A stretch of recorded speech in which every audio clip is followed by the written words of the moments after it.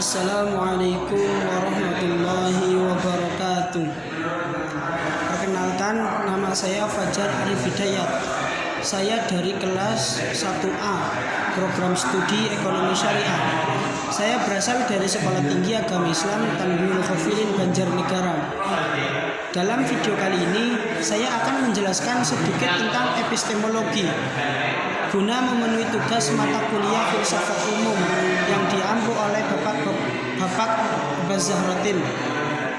Pertama-tama, saya akan menjelaskan tentang pengertian epistemologi. Tahukah kalian apa itu epistemologi? Apa sih epistemologi itu?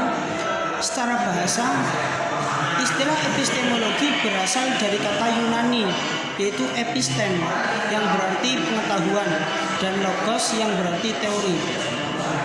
Adapun pengertian epistemologi menurut para ahli yaitu yang pertama, menurut Musa Asy'ari. Menurut Musa Asy'ari, epistemologi adalah cabang filsafat yang membicarakan mengenai hakikat ilmu, dan ilmu sebagai proses adalah usaha yang sistematik dan metodik untuk menemukan prinsip kebenaran yang terdapat pada suatu objek kajian ilmu. Untuk yang kedua, menurut Hardono Hadi. Menurut Hardono Hadi, epistemologi adalah cabang filsafat yang mempelajari dan mencoba menemukan kodrat dan skop pengetahuan, pengandaian dan dasarnya, serta pertanggungjawaban atas pernyataan mengenai pengetahuan yang dimiliki. Dari pendapat di atas, dapat dikatakan bahwa epistemologi adalah cabang filsafat yang mempelajari asal mula atau sumber, struktur, metode dan sahnya atau validitasnya pengetahuan. Dengan kata lain, epistemologi merupakan cara untuk mendapatkan pengetahuan dengan benar. Selanjutnya akan saya jelaskan tentang jenis-jenis epistemologi. Jenis-jenis epistemologi dapat dibedakan berdasarkan dua hal. Yang pertama, metode pendekatan. Berdasarkan metode pendekatan, epistemologi dibagi menjadi tiga, yaitu yang pertama, epistemologi metafisis. Epistemologi metafisis yaitu epistemologi yang mendekati gejala pengetahuan dengan bertitik tolak dari pengandaian metafisika tertentu. Epistemologi ini berangkat dari suatu paham tertentu tentang kenyataan, lalu membahas tentang bagaimana manusia mengetahui kenyataan tersebut. Yang kedua, epistemologi skeptis. Epistemologi skeptis yaitu epistemologi yang mempunyai pendekatan dengan membuktikan terlebih dahulu apa yang kita ketahui sebagai sesuatu yang sungguh nyata atau benar-benar tidak dapat diragukan lagi dengan menganggap tidak nyata segala sesuatu yang kebenarannya masih dapat diragukan.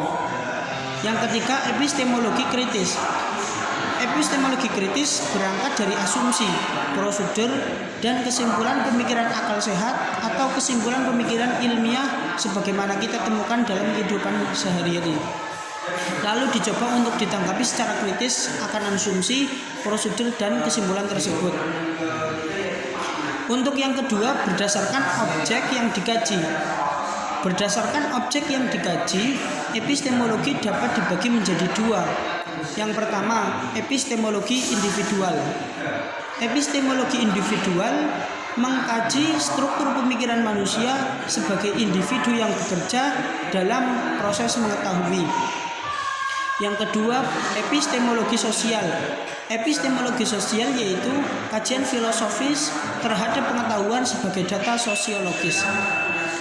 Selanjutnya akan saya jelaskan tentang tujuan epistemologi. Apa saja tujuan epistemologi? Apakah untuk mencari pengetahuan? Baik, akan saya jelaskan. Tujuan epistemologi bukanlah untuk memperoleh pengetahuan, walaupun keadaan ini tidak bisa dihindari, akan tetapi yang menjadi pusat perhatian dari tujuan epistemologi adalah hal yang lebih penting dari itu, yaitu ingin memiliki potensi untuk memperoleh pengetahuan. Selanjutnya tentang pengaruh epistemologi. Apakah epistemologi sangat berpengaruh dalam kehidupan manusia? Sebagai teori pengetahuan, epistemologi bekerja dan menganalisis secara kritis prosedur yang dicapai ilmu pengetahuan. ilmu pengetahuan harus berkembang terus, sehingga tidak jarang temuan ilmu pengetahuan yang ditentang atau disempurnakan oleh temuan ilmu pengetahuan yang kemudian. Secara global, epistemologi sangat berpengaruh terhadap peradaban manusia. Suatu peradaban sudah tentu dibentuk oleh teorinya. Epistemologi lah yang menentukan kemajuan sains dan teknologi. Epistemologi menjadi modal dasar dan alat strategi dalam merekayasa pengembangan alam menjadi sebuah produk sains yang bermanfaat bagi kehidupan manusia. Demikian pula yang terjadi pada teknologi. Meskipun teknologi sebagai penerapan sains, tetapi jika dilacak lebih jauh, ternyata teknologi sebagai akibat dari pemanfaatan dan pengembangan epistemologi. Selanjutnya tentang urgensi epistemologi. Jika kita perhatikan epistemologi dan hubungannya dengan ilmu-ilmu lainnya, maka jelaslah mengenai urgensi atau pentingnya kajian epistemologi. Terkhusus lagi jika kita menyimak definisi ruang pemikiran dan budaya yang ada serta kritikan, keraguan, dan masalah inti yang dimunculkan seputar keyakinan agama dan dasar-dasar etika, fikih, penyimpanan, dan hak-hak asasi manusia, di mana sentral dari semua pembahasan tersebut berpijak pada epistemologi. Epistemologi dengan masalah politik adalah hal yang juga tidak bisa disangkal dan saling terkait. Bahkan Plato pernah berkata pada penguasa Yunani ketika itu, Anda tidak layak memerintah karena Anda bukan seorang hakim atau seorang filosof. Pembahasan seperti itu, pembahasan di atas membuktikan pentingnya pengkajian epistemologi dan konklusi-konklusinya. Dan dari aspek lain, begitu banyak ayat Al-Quran berkaitan dengan argumentasi akal, memotivasi manusia untuk menggapai ilmu dan ma'rifat, dan menolak segala bentuk keraguan. Semua ini berarti bahwa penjamin kebenaran dan mungkin dengan perantaran akal dan argumentasi rasional ada orang yang ragu atas dan realitas ini, maka minimalnya ia harus menerimanya untuk menjawab segala bentuk kritikan. Berkenaan dengan urgensi atau pentingnya epistemologi, ada sebuah ungkapan pemikir dan filosof Islam kontemporer asal Iran yang bernama Murtado Mutahari. Ia pernah berkata, pada era ini kita menyaksikan keberadaan aliran-aliran filsafat sosial dan ideologi yang berbeda, di mana masing-masingnya mengusulkan suatu jalan dan solusi hidup. Aliran-aliran ini memiliki sandaran pemikiran yang bersaing satu sama lain untuk merebut pengaruh. Muncul sebuah pertanyaan, mengapa aliran-aliran dan ideologi-ideologi tersebut memiliki perbedaan?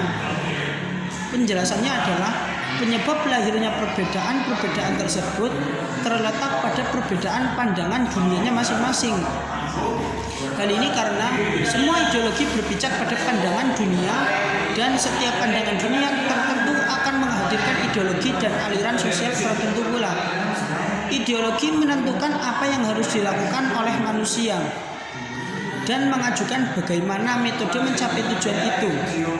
Ideologi menyatakan kepada kita bagaimana hidup semestinya harus dijalani. Kesimpulan dari penjelasan yang saya jabarkan di atas adalah bahwa yang pertama, epistemologi merupakan cara mendapatkan pengetahuan dengan benar. Yang kedua, jenis-jenis epistemologi dapat dibedakan berdasarkan metode pendekatan dan objek yang dikaji. Yang ketiga, tujuan epistemologi yaitu ingin memiliki potensi untuk memperoleh pengetahuan. Mungkin sekian penjelasan tentang epistemologi dari saya. Apabila ada kesalahan atau kekurangan dalam bertutur kata, saya mohon maaf. Kepada Bapak Abbas Zahrotin selaku dosen mata kuliah filsafat umum, saya ucapkan banyak terima kasih. Juga kepada teman-teman semua yang telah mendukung saya belajar di Sekolah Tinggi Agama Islam. Semoga video ini dapat bermanfaat bagi kita semua. Sekian, wassalamualaikum warahmatullahi wabarakatuh.